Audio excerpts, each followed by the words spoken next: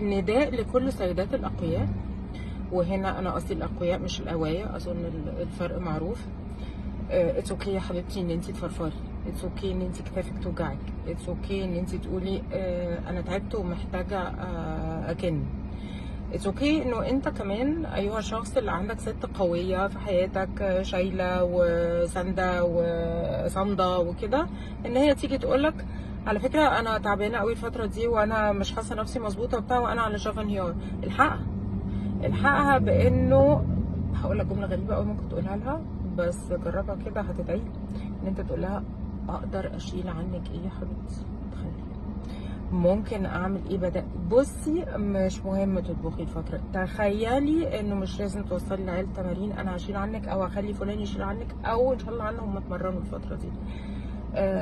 عاملوهم بالراحه على فكره. واتس اوكي ليكي انت حبيبتي ان انت تقولي انا تعبانه، هاخد فتره هبقى تعبانه فيها وهرجع قويه تاني، لان انا بحب ابقى قويه، لان انا بحب اشيل، لان انا بحب اسند، بس انا انسان، انا مش مصنوع من فولاذ.